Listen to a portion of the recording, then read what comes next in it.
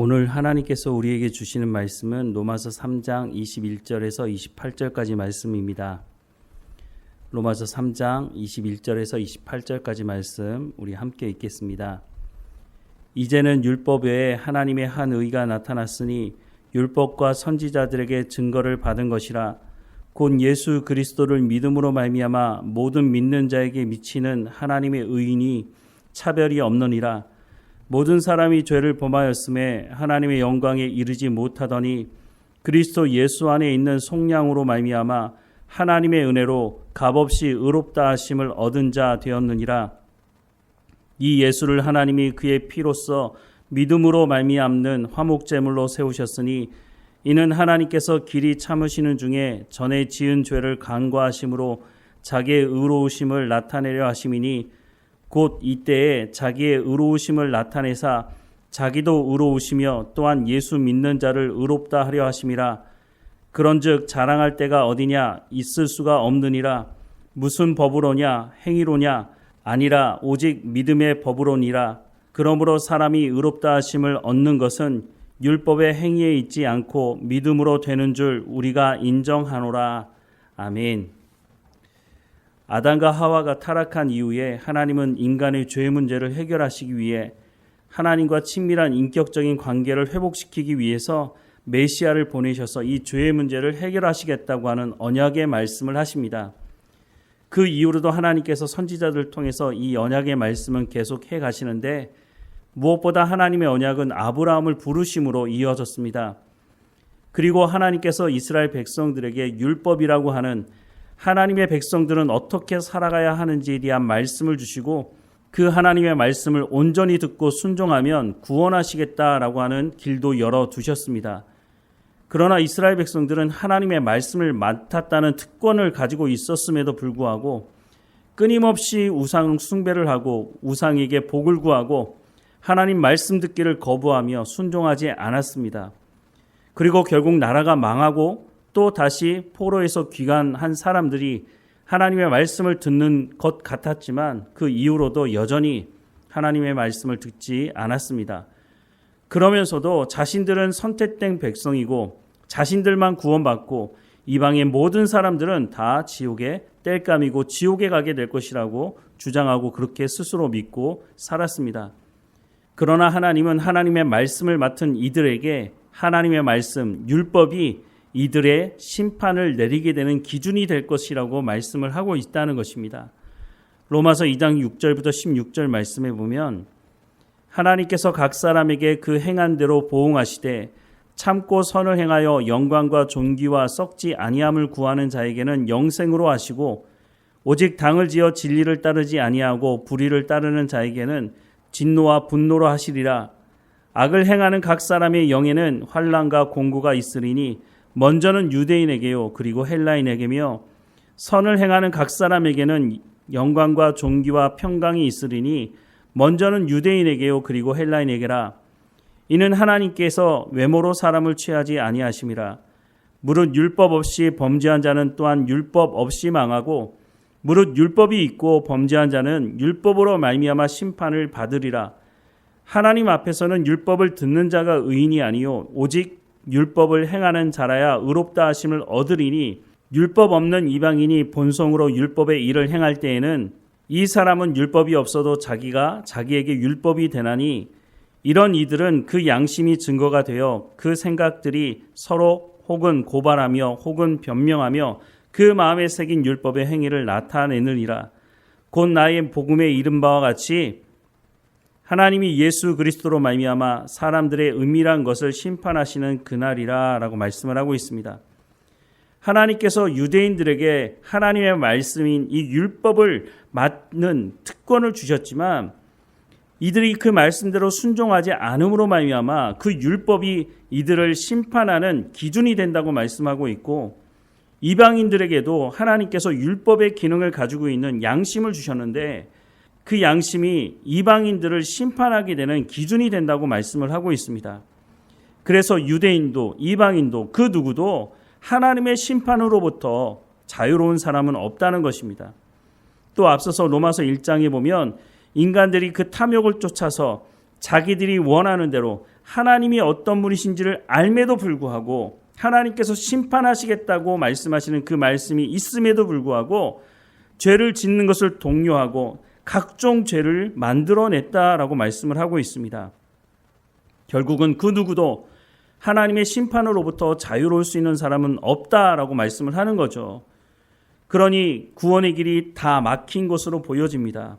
하지만 하나님 거기서 끝내지 않으시고 분명하게 말씀하고 있는 것은 예수 그리스도를 통해서 살 수 있는 구원의 길을 여셨다라고 말씀을 하고 있다는 것이죠. 그래서 오늘 본문의 말씀을 다시 보면 이제는 율법 외에 하나님의 한 의가 나타났으니 율법과 선지자들에게 증거를 받은 것이라 라고 말씀을 하고 있습니다. 우리가 이미 살펴봤지만 21절 시작하는 앞에 그러나 라고 하는 단어가 빠져 있다는 거죠. 하나님의 심판으로부터 그 누구도 벗어날 수 있는 사람이 없다라고 이미 말씀하고 있지만 그러나 하나님의 의가 나타났다라고 하는 것을 말씀하고 있는데 이 하나님의 의가 나타났다고 하는 것은 이미 앞서 말씀을 드렸지만 하나님께서 언약하신 말씀을 예수 그리스도를 통해서 이루셨다라고 하는 것을 말씀하는 것이죠. 하나님께서 예수 그리스도를 보내시겠다고 하는 것은 그냥 어느 날 갑자기 결정한 것이 아니라 이미 창세기 3장에서 말씀하셨고 또 율법과 선지자들을 통해서 말씀하신 것이다 라고 하는 것은 로마서 1장을 시작하면서부터 말씀을 하신 것이죠. 22절 말씀에 보면 곧 예수 그리스도를 믿음으로 말미암아 모든 믿는 자에게 미치는 하나님의 의인이 차별이 없느니라 라고 말씀합니다. 하나님께서 열어놓으신 이 새로운 길은 유대인들만 구원하기 위한 것이 아니라 모든 자에게 이 길을 열어두셨다라고 말씀을 하고 있는 것입니다. 이미 우리가 살펴봤지만 22절을 시작하면서 예수 그리스도를 믿음으로 말미암아라고 번역하는 것보다는 예수 그리스도의 신실함으로 번역하는 것이 더 맞는 것이 아닌가 하는 것을 말씀을 드렸죠. 왜냐하면 뒷부분에 예수 그리스도의 십자가 사건을 말씀하고 있기 때문에 예수님의 신실함이 어디서 드러났습니까? 바로 예수님께서 십자가에서 죽으심으로 하나님께서 언약하신 그 말씀을 이루시는 그 자리에 예수님의 신실함이 가장 잘 나타나 있지 않습니까? 그래서 예수 그리스도의 그 신실함으로 말미암아 즉 예수 그리스도의 십자가 사건을 통해서 모든 믿는 자에게 미치는 하나님의 의인이 차별이 없다라고 보는 것이 더 맞아 보입니다. 또 앞서도 말씀을 드렸지만 4장에 가서 아브라함에 대한 말씀을 하고 있는데 그 말씀과도 잘 연결되는 번역이라고 생각이 듭니다. 계속 말씀을 보면 모든 사람이 죄를 범하였으며 하나님의 영광에 이르지 못하더니 그리스도 예수 안에 있는 속량으로 말미암아 하나님의 은혜로 값없이 의롭다 하심을 얻은 자 되었느니라. 그리고 이제 설명하는 것이 십자가의 죽으심에 대한 말씀을 하고 있는 거죠. 이 예수를 하나님이 그의 피로써 믿음으로 말미암아 화목제물로 세우셨으니 이는 하나님께서 길이 참으시는 중에 전에 지은 죄를 간과하심으로 자기의 의로움을 나타내려 하심이니 곧 이때에 자기의 의로우심을 나타내사 자기도 의로우시며 또한 예수 믿는 자를 의롭다 하려 하심이라 라고 말씀을 하고 있습니다. 예수님께서 십자가상에서 화목제물이 되심으로 우리의 죄를 용서하시고 하나님과 친밀한 관계를 맺을 수 있도록 우리를 의롭다 칭하시는 그 일을 하셨다라고 말씀을 하고 있는 거죠.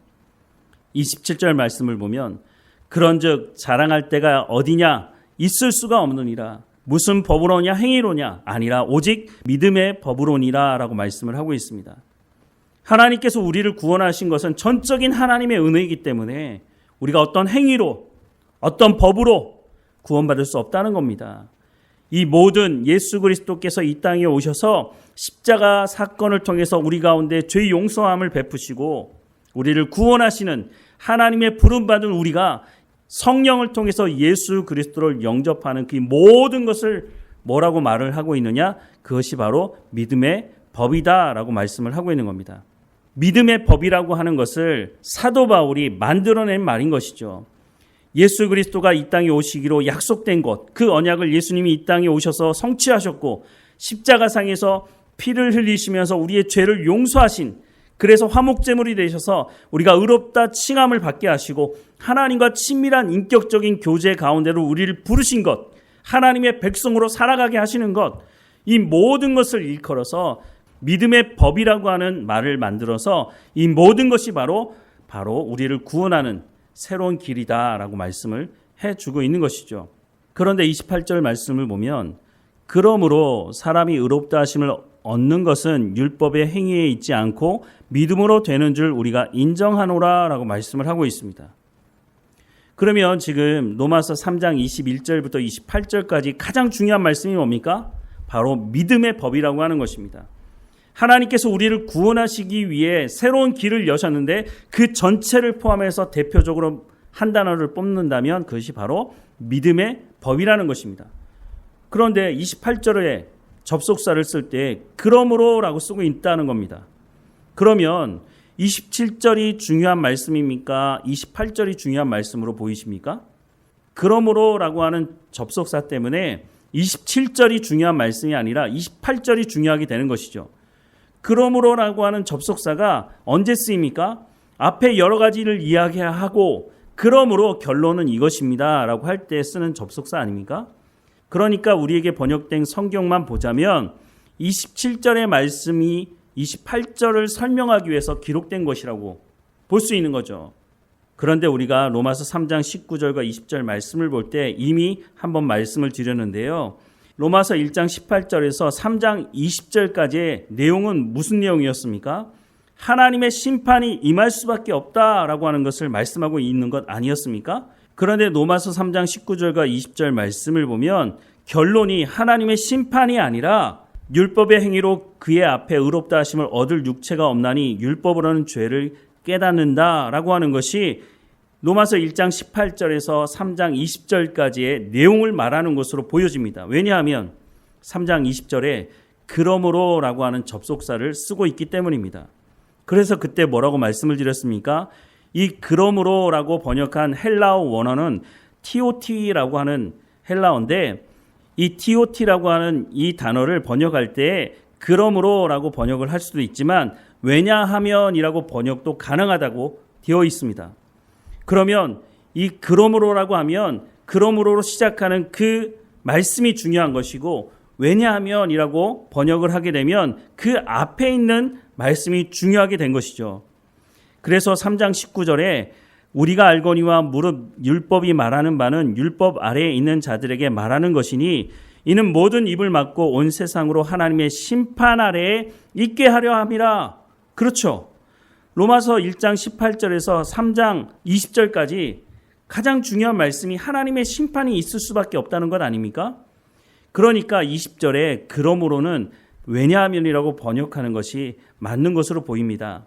그래서 왜냐하면 하나님의 심판이 있을 수밖에 없는데 왜냐하면 율법의 행위로 그의 앞에 의롭다 하심을 얻을 육체가 없기 때문에 율법은 죄를 깨닫게 하기 때문에 모든 사람은 하나님의 심판으로부터 자유로울 수 없다라고 말씀하는 것이 더 자연스럽지 않을까요?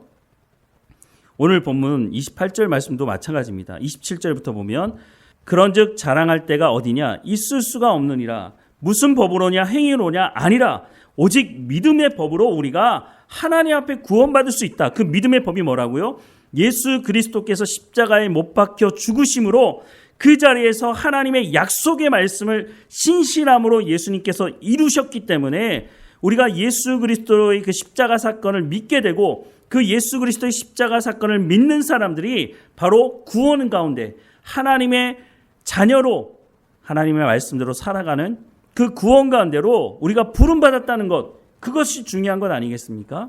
그래서 28절에 그러므로를 왜냐함으로 바꿔서 번역을 한다면 그런즉 자랑할 때가 어디냐 있을 수가 없느니라. 무슨 법으로냐 행위로냐 아니라 오직 믿음의 법으로니라. 왜냐하면 사람이 의롭다 하심을 얻는 것은 율법의 행위에 있지 않고 믿음으로, 여기서 말하는 믿음이 바로 믿음의 법을 얘기하는 것이죠. 믿음으로 되는 줄 우리가 인정하노라. 이렇게 번역을 하는 것이 우리가 전체적인 맥락에서 맞는 것이 아니겠습니까? 오늘 본문의 말씀에서 우리가 받은 구원이 얼마나 놀라운 것인지 그냥 어느 날 갑자기 얼렁뚱땅 이루어지는 구원이 아니라 하나님께서 아담과 하와가 타락한 그때부터 메시아를 보내시겠다고 하는 약속의 말씀을 하고 있고, 아브라함을 부르셔서 이 약속의 말씀을 이어가고 계시고, 또한 많은 선지자들을 통해서 말씀하신 그 말씀을 예수님이 이 땅에 오셔서 하나님께서 말씀하신 그 언약의 말씀을 십자가 위에서 신실함으로 드러내셨고, 피를 흘리심으로 우리를 구원의 자리로 초대하신 것, 그것이 얼마나 놀라운 일이냐.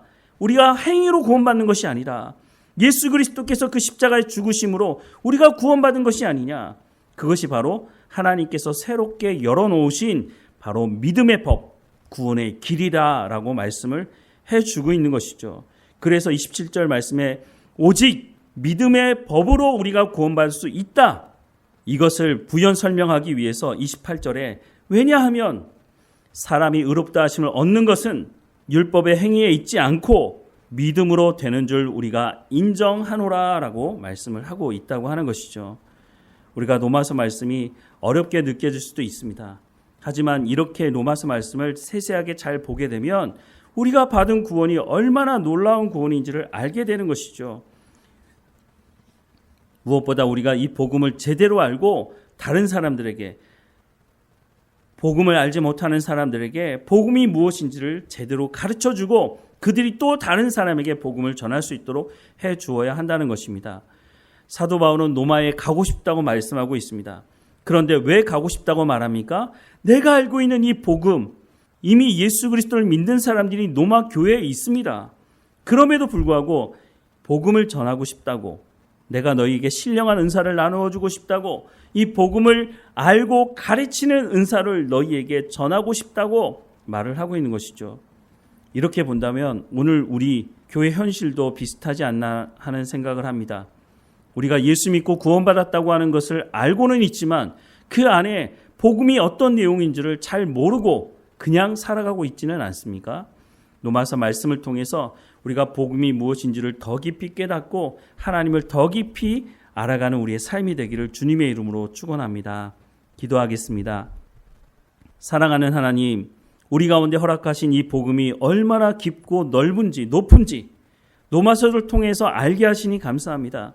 성령의 충만함을 허락해 주셔서 이 로마서 말씀을 우리가 제대로 깨닫게 하시고 우리 가운데 허락하신 이 놀라운 구원을 우리만 아는 것이 아니라 복음을 알지 못하는 사람들에게 가서 가르쳐주고 우리가 함께 하나님의 자녀가 되어 하나님의 백성으로 살아갈 수 있도록 은혜를 허락해 주옵소서. 오늘도 어느 곳에 있든지 하나님과 동행하게 하시고 우리 가운데 맡겨진 모든 일들을 충성히 잘 감당할 수 있도록 은혜를 허락해 주옵소서. 치료 가운데 있는 성도들 한 사람 한 사람마다 지켜주옵소서. 그들의 영혼을 하나님께서 평안케 하시며 모든 치료의 과정 가운데 의사의 손길을 다스려 주시고 그들이 하나님 안에서 참 평안을 누리며 맡겨진 모든 일에 감사하며 살아가는 삶이 될 수 있도록 하나님이 인도해 주옵소서. 늘 우리와 함께 하시는 하나님, 하나님 앞에 감사하는 우리의 삶이 그쳐지지 않게 하시고 우리의 얼굴 표정을 통해서 우리의 삶을 통해서 성령의 열매가 옆에 있는 모든 사람들에게 증거될 수 있도록 하나님 인도해 주옵소서. 늘 우리와 함께 하시는 하나님께 감사하고 예수 그리스도 이름으로 기도드립니다. 아멘.